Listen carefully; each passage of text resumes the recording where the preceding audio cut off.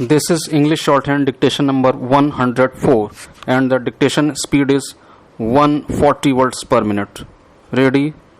Start. I am delighted to deliver the valedictory address at the 2-day international webinar on Gandhi and the World, organized by the Indian Council of World Affairs. I appreciate ICWA for organizing this event on Mahatma Gandhi to culminate with the 2-year celebration of Gandhiji's 150th birth anniversary. During these 2 days, the seminar reflected on Gandhiji's principles and their impact and relevance across the world. There is a timelessness about Gandhian values. They seem to be relevant for all countries and for all times. However, they acquire greater relevance in a world that is facing new challenges. The world is facing one of the biggest health crises in the wake of COVID-19 pandemic. When the world experienced a similar challenge in 1918 during the Spanish flu, Gandhiji spoke about the need to understand the pain of all people, especially the poor and the underprivileged. These are truly testing times. The pandemic has wrought unimaginable havoc on the economies of various nations and severely impacted the lives of the people, particularly the poor and marginalized sections. These are the times to extend a helping hand to the needy and mitigate their hardship. As stated by the Mahatma of the need to understand the pain of the people during the Spanish flu, the present times call for empathy and not sympathy towards the poor. As you all are aware, Mahatma Gandhi's birthday is recognized and celebrated as the International Day of Non-Violence by the United Nations. It not only symbolizes the everlasting imprint that the Mahatma had left on humanity, but is also a constant reminder to the world that peace is an essential prerequisite for progress. Mahatma Gandhi had showed the world a novel mode of struggle against injustice, a novel way of life through his message of truth and non-violence. He became a beacon of light for the oppressed in the 20th century and continues to be one even today, 72 years after his death. His efforts to liberate India from colonial rule, modeled after a philosophy entrenched in the values of truth and non-violence, paved the way for the country's independence and inspired struggles against injustice and atrocities world over. It gladdens me today to see that scholars from India and 14 countries are participating in this webinar. Your presence and work on the life and philosophy of Mahatma Gandhi underlines the importance of his messages, values, and teachings and their eternal relevance, cutting across barriers of race, class, creed, gender, and geography.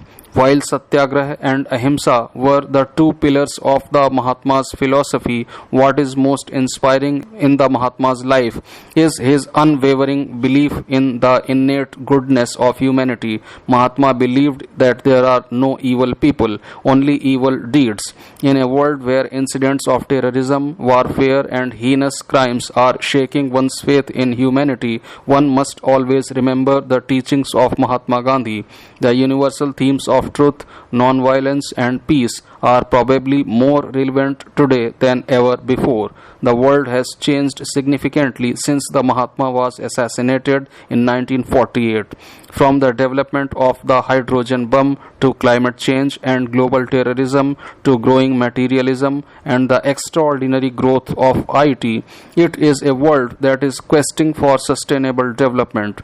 It is a world that is looking for solutions to intractable challenges. The world today needs a healing touch. That is what Gandhian ideals can give our world. Perhaps no other time can be more relevant than the 150th birth anniversary of Mahatma Gandhi to remember his universally acclaimed legacy, teachings, morals, and principles. Mahatma Gandhi's greatness lies in his ability and willingness to learn. He not only influenced the world deeply but allowed the world to equally influence and inspire his ideas.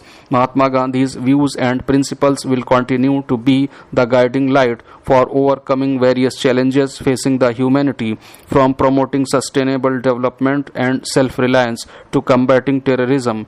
He believed in cooperation and collaboration, which is a global necessity today, be it for fighting pandemic or poverty. Mahatma Gandhi's philosophy and his concept of Sarvodaya have been constant guiding light to our government, which is committed to ensuring a peaceful and prosperous India.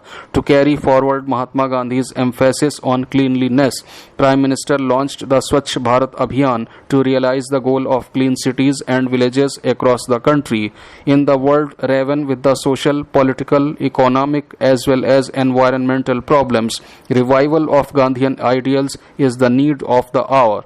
I would like to compliment all the scholars who participated in this webinar. The participation from so many countries underlines the relevance of Gandhiji's legacy to the contemporary world. I am happy to address this conference on the implementation of the National Education Policy in Jammu and Kashmir, which used to be rightly called the paradise on earth.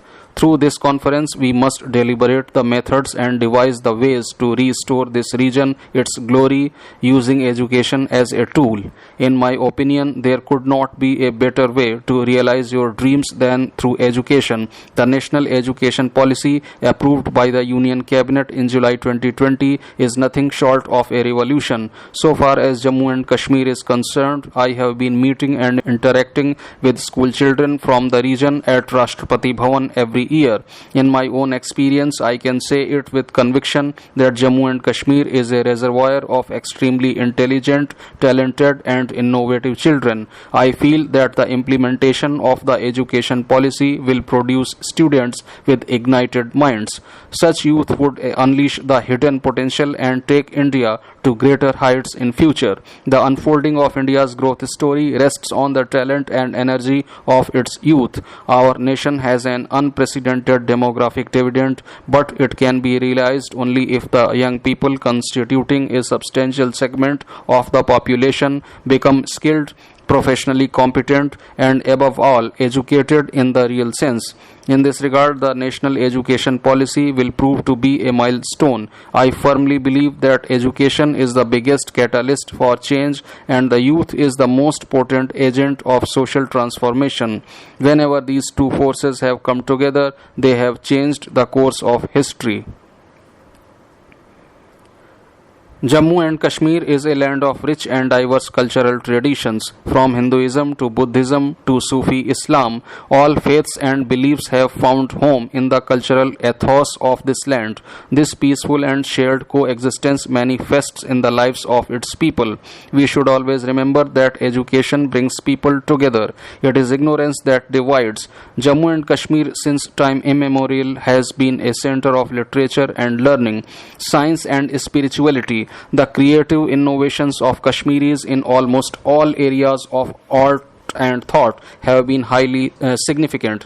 Any history of India's cultural traditions will remain incomplete without taking them into consideration. It is not at all surprising that Kashmir became a favored place for the pan-Indian intellectual community and also for scholars from other countries to gather here and interact on issues related to different disciplines and fields of knowledge. The quest for knowledge was uplifted by the serene Himalayan surroundings, turning it into the quest for the meaning of life.